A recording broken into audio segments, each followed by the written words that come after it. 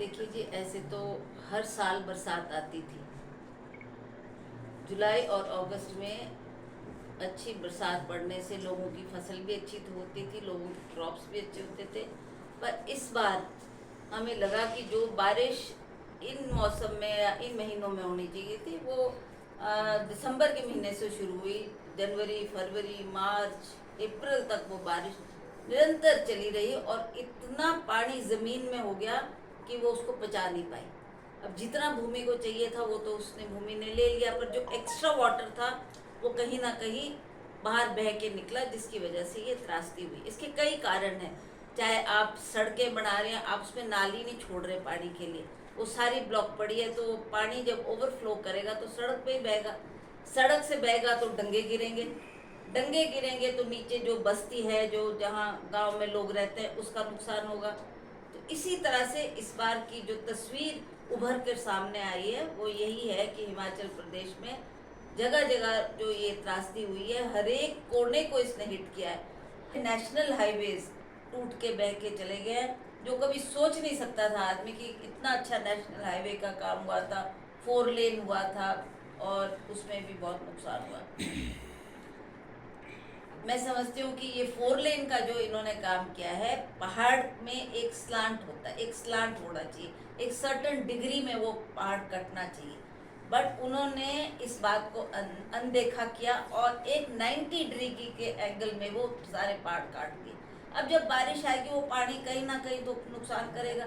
उसके ऊपर भी मकान थे, घर थे, रिहाइश थी, उन लोगों को भी उसने इफेक्ट किया, उनके भी लोग सारे सारे मकान ढह गए। और जो उन्होंने डंगे दिए, मुझे नहीं लगता कि उसका कोई फायदा हुआ। जितना भी वो मिट्टी और मलबा उन पहाड़ों का आया, वो सड़कों का भी नुकसान हुआ है और ये नेशनल हाईवेज का भी उससे बहुत ज़्यादा डैमेज हुआ है। दूसरा कारण जो हमने कुल्लू का भी दौरा किया, मंडी का भी दौरा किया, एक इनके क्षेत्र में, सराज क्षेत्र में जहाँ हम गए वहाँ पर नदी ने रास्ता बदल लिया। वो नदी एक पोर्शन से बह रही थी, वो बहते बहते दूसरे जगह को उसने रास्ता पकड़ लिया। उसका कारण जब जानने के लिए हम लोगों के बीच खड़े हुए तो लोगों ने कहा कि ये लोग यहाँ पर माइनिंग कर रहे हैं, लोग यहाँ से मलबा उठा रहे हैं, लोग यहाँ से ये रेत उठा रहे हैं, जिसकी वजह से ये अब जब पानी बहेगा तो कहीं ना कहीं उसको जहाँ डूंगी जगह मिलेगी,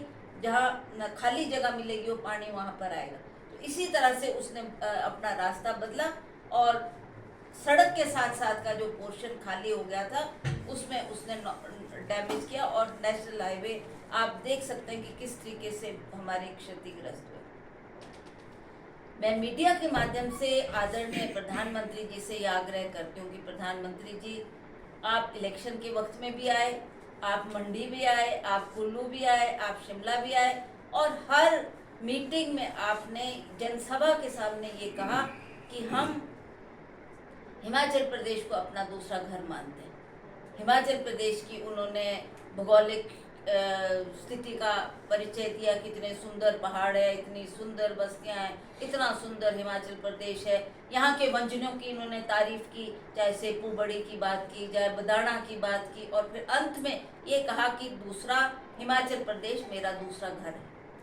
हमें बहुत आशा थी कि जब ऐसा हुआ तो आप अपने घर को देखेंगे, चलो दूसरा ही घर सही, पर दूसरा घर आपका बुरी तरह क्षतिग्रस्त हुआ है। प्रधानमंत्री जी ने एक शब्द भी हिमाचल प्रदेश की त्रासदी के बारे में नहीं कहा, जिसे मुझे व्यक्तिगत भी बहुत दुख लगा कि आप क्या मजाक कर रहे हो, क्या आप ये इस तरीके का खिलवाड़ कर रहे हो। कहीं भी नुकसान हो, इस तरीके की त्रासदी आए तो वहाँ पर सबसे बाद एक मानव के नाते हमको खड़ा होना है। आप देश के प्रधानमंत्री है, आपका कर्तव्य बनता है हर स्टेट को देखना। जहाँ नुकसान हुआ है उस स्टेट की आप बात करें, उसमें जो उसकी भरपाई है वो हिमाचल प्रदेश सरकार तो नहीं कर सकती, क्योंकि इतना हजारों लाखों करोड़ों में वो नुकसान चला गया है। उसकी भरपाई तो केंद्र से ही जब मदद मिलेगी तब होगी। हमें प्रधानमंत्री जी की तरफ से एक वर्ड भी नहीं आश्वासन का मिला और ना ही उन्होंने हिमाचल प्रदेश का कहीं जिक्र किया। मैं बहुत तैयारी करके गई थी कि मैं पार्लियामेंट में जाके सारे आंकड़े पेश करूंगी और हिमाचल प्रदेश की बात करूंगी, कितनी त्रासदी हुई है प्रधानमंत्री जी, आप हिमाचल की तरफ देखें, अपने विभाग को आदेश दें कि हिमाचल प्रदेश की मदद होनी चाहिए। परंतु आप जानते हैं कि मणिपुर इशू एक बर्निंग इशू था हमारे पार्लियामेंट में, और उसके ऊपर भी वहाँ भी ऐसी ही स्थिति पैदा हो गई थी, बहुत से लोग मर गए वहाँ पर भी। उसी तरह से मैं भी हिमाचल प्रदेश की बात उठाना चाहती थी कि हमारे इतनी बाढ़ आ गई, इतना नुकसान हो गया, पर ये मणिपुर इशू करके हमको टाइम नहीं मिला और हम बोल नहीं पाए इस पर। लिखित रूप से हमने नितिन गडकरी जी, जिनका विभाग है, जिनके जो नेशनल हाईवेज बना रहे, उनसे भी बात की। हम उनके आभारी है कि उन्होंने हमारी बात भी सुनी और एक वीडियो कॉन्फ्रेंसिंग की, जहाँ जहाँ भी उनके अफसर है उनसे बातचीत करते हुए उन्होंने उनको भी निर्देश दिए, जैसे मनाली में कोई अफसर उनका बैठा है या कुल्लू में बैठा है या मंडी में बैठा है, कॉन्फ्रेंस के तहत उनको जोड़ा और उन्होंने जो हमने आंकड़े दिए वो उनको बताए गए कि इतना नुकसान हुआ। बल्कि वो उन्होंने बड़ी हैरानी जताई कि इतना हमने हजारों करोड़ रुपया ये नेशनल हाईवे बनाने में लगाया, ये कैसे ऐसा नुकसान हो गया। फिर हमने उनको अवगत कराया कि जी ऐसे ऐसे कुछ कारण रहे जिसकी वजह से इतना नुकसान।